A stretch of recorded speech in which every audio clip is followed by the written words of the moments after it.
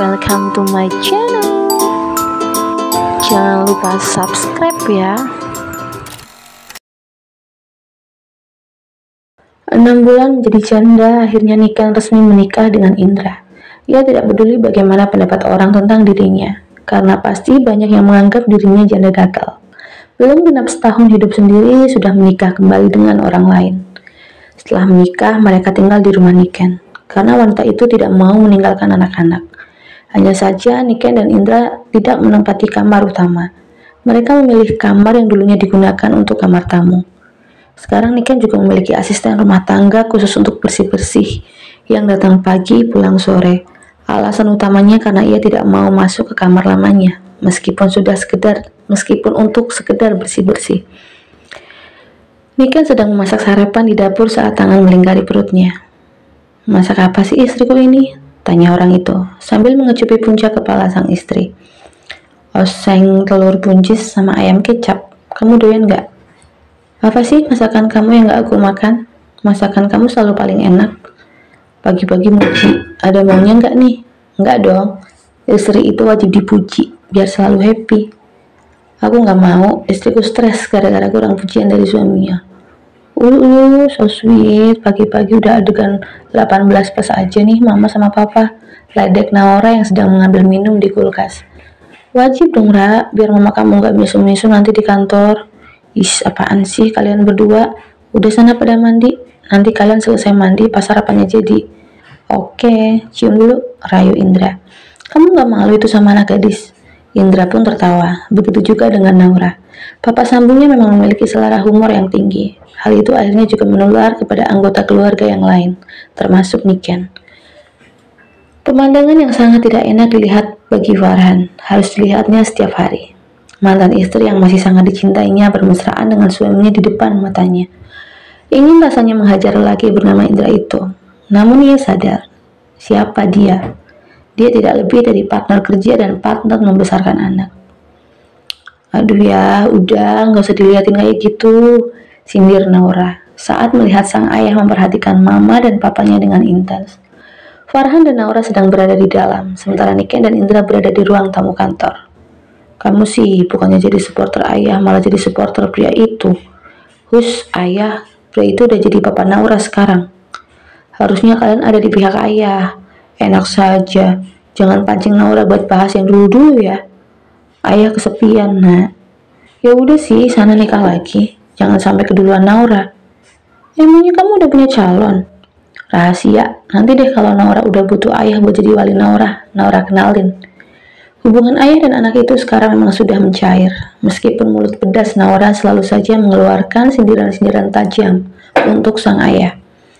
Tetapi Farhan menerimanya. Begitupun dengan Aira. Anak itulah yang kini sering menemani sang ayah di rumah neneknya. Semenjak bercerai, Farhan memang kembali ke rumah ibunya.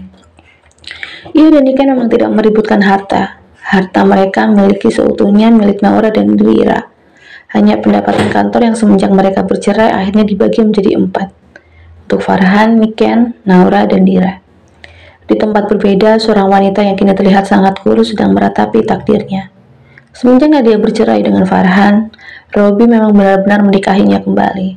Sayang, ibu mertuanya tetap tidak menerimanya. Yang bisa dia lakukan sehari-hari hanya duduk-duduk di taman bermain dekat rumah, memperhatikan anak-anak bermain. Keluarga Robi pun tidak ada yang menyukai Nadia. Masa lalunya yang pernah menjadi perusak rumah tangga orang menjadi pangkal mereka tidak menyukai wanita itu. Tidak jarang Nadia menangis, mengingat dosa dan kesalahan yang pernah dibuatnya. Zaman sekarang karma itu dibayar kontan loh ibu-ibu. Makanya jangan berani-beraninya jadi pelakor. Udah kehilangan suami, rahim diangkat, sekalinya nikah lagi dibenci keluarga mertua. Mantap gak tuh? Iya bener banget. Wong bujang sama duda aja banyak yang nganggur, pakai ngerebut suami orang. Heran ya sama-sama wanita, tapi kok nikah ya? Bukan hanya sesekali Nadia mendengar gibahan-gibahan tetangganya. Entah memang ditujukan untuk dirinya, atau hanya kebetulan saja topiknya sama. Yang jelas apa yang telah menimpanya benar-benar menjadi pelajaran berharga. Naura semakin rutin datang ke kantor, apalagi jika tahu ayah dan mamanya sedang pergi, dan ia sedang libur kuliah. Ia akan langsung meluncur ke tempat itu. Om, aku kangen sama Om, ucap Naura saat orang yang menjadi alasan dia datang ke kantor menyambutnya. Lebay banget sih kamu, jawab orang itu sambil mencubit hidung Naura. Ih, bilang kangen kok dikatain lebay. Naura merajuk. Pria itu gemas dibuatnya, diciumnya pipi gadis itu. Jangan ngambek, hari masih panjang. Naura mengalungkan tangan di leher pria di depannya. Makanya, jangan bikin aku ngambek. Naura, Rio, apa yang kalian lakukan? Naura dan Rio sama-sama terkejut saat mendengar dan melihat Farhan sudah ada di depan mereka. Ayah, Pak Farhan, apa yang sedang kalian lakukan? Seru Farhan lagi. Naura langsung menurunkan tangan dari leher Rio saat menyadari tangannya masih bertengger di sana. Apa? Gak ada. Naura salah tingkah. Namun ia mencoba menutupinya. Lalu, tangan kamu itu ngapain tadi di leher Rio? Pandang-pandangan segala. Jangan bilang kalian mau mesum di kantor. Ih, apaan sih ayah? Kami gak seperti orang itu ya yang ketangkap CCTV lagi mesum di sini, sindir Naura. Farhan marah sebenarnya. Sang putri menurunkan wibawanya di depan karyawan. Lihat saja, Rio tersenyum, senyum yang menertawakan. Ayah serius Naura, Rio. Apa yang sedang kalian lakukan tadi di sini? Itu Pak, udah, Om gak usah jawab. Kami gak lagi mesum ya, tapi kami sedang bermesraan. Bermesraan? Ada apa di antara kalian? Kami pacaran. Pacaran? Yo. Iya Pak. Benar kalian pacaran? Ulang Farhan. Ayah nggak percaya sama Nora. Bukan begitu, Ra. Ayah hanya ingin tahu jawaban langsung dari mulut Rio. Kami memang dekat, Pak. Rio panas dingin. Ia takut gara-gara dekat dengan putri bosnya, pekerjaannya terancam. Pandangan Farhan beralih ke sang putri. Ra, kamu masih kecil, dan lihat, usia kalian beda jauh. Cinta nggak mandang usia ya. Farhan tidak ingin berdebat dengan sang putri. Ia putuskan untuk masuk ke ruangannya. Aku tunggu di dalam yuk. Iya pak. Farhan sudah masuk ke ruangannya.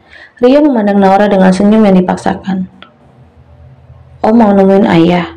Iya. Naura ikut ya? Jangan, nanti malah ayah kamu ngira Om gak punya keberanian. Oke, tapi Om harus ngomong. Om akan menikahi aku secepatnya, oke? Ya, lihat aja nanti ya. Rio mengacak rambut Naura. Setelah itu pria itu masuk ke ruangan bosnya. Semenjak kejadian di kosan Rio, Naura dan Rio memang semakin dekat. Meskipun Rio tak bisa selalu mengantar jemput Naura karena harus bekerja, gadis itu tetap merasa nyaman ketika bertemu. Saat bertemu, keduanya tak lagi malu untuk saling memeluk. Hanya memeluk dan cium pipi dan kening yang mereka lakukan. Rio tidak mau menjerumuskan Naura ke hal yang negatif. Saat bersama Naura, ia akan sangat mengerem dirinya, agar jangan sampai nafsu menguasai pikirannya. Pulang dari kantor, Farhan mampir ke rumah Niken. Setelah mengobrol dengan Rio, ia kini tahu hubungan Putri dengan karyawannya itu. Meskipun Farhan tidak rela, menurutnya sang putri masih terlalu kecil. Ia tidak bisa berbuat apa-apa. Ia takut Naura akan tambah membencinya. Ia akan mencari solusi lewat Niken. Diketuknya pintu. Tidak lama pintu terbuka. Namun bukan Niken yang membukanya. Di mana Niken? Tanya Farhan. Wih, Mas Farhan datang-datang bukan yang ngucap salam. Semenjak menikahi Niken, Indra memang memanggil Farhan dengan panggilan Mas. Bukan lagi Bapak. Saya serius. Di mana Niken? Lagi di kamar. Baru aja selesai mandi. Habis mandi bareng kita Mas. Sungguh, rasa kesal Farhan kepada pria di depannya sudah diubun-ubun. Setiap bertemu pria itu selalu manas-manasinya. Bukan urusan saya. Allah, kata siapa? Mas Farhan cemburu kan pasti. Saya tidak ingin bercanda dengan Anda. Saya ingin bertemu Niken. Jangan galak dan judes begitu. Biar enteng jodohnya. Tidak ingin melayani obrolan Indra, Farhan langsung nyelonong masuk ke rumah itu. Indra memandangnya dengan tidak suka yang dibuat-buat. Kenapa? Sebelum Anda tinggal di sini, ini rumah saya. Sebelum Anda bermesraan dengan mantan istri saya di rumah ini, saya sudah lebih dulu bermesraan dengannya, bahkan di setiap sudut rumah. Iya, aku hanya menuruti keinginan istri yang sangat aku cintai, Mas. Tenang saja, setelah Naura menikah, kami akan pindah. Mendengar kata Naura, Farhan menjadi ingat tujuannya datang. Tolong panggilkan Niken sekarang. Indra baru saja akan melangkah. Niken sudah muncul di ruang tamu. Ada apa, Indra?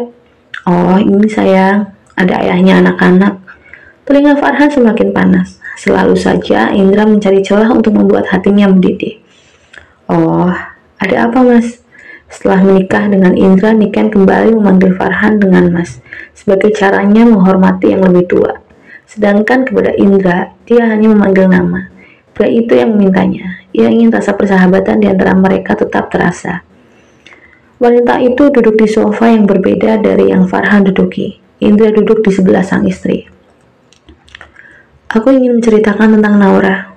Naura, ada apa dengannya? Apa kamu tahu dia pacaran? Pacaran? Dengan siapa? Rio. Rio? Iya. Dari mana mas tahu? Tadi. Di kantor aku melihat Naura sedang bergelayut manja di leher Rio. Aku sudah bertanya sama mereka. Ada hubungan apa? Iya. Dan mereka mengakui kalau mereka memang pacaran. Sejak kapan? Sejak kita pisah rumah. Mereka menghembuskan napas. Ya, semenjak saat itu, waktu bersama sang putri memang berkurang. Naura pun menjadi lebih tertutup dan tidak seperti sebelumnya. Mungkin karena itu, ia mencari perhatian dari orang lain. Apa Rio serius dengan Naura? Aku sih tanya dia serius. Ya sudah, kalau memang sudah siap, nikahkan saja mereka. Hanya seperti itu tanggapanmu. Umur mereka beda jauh, kan? Mas, umur bukan patokan. Kalau memang Rio mencintai putri kita, dan Naura juga mencintainya, ya sudah. Jangan lagi kamu menyakiti dia dengan cara melarang hubungan mereka. Ucapan Niken begitu mengena di hati Farhan.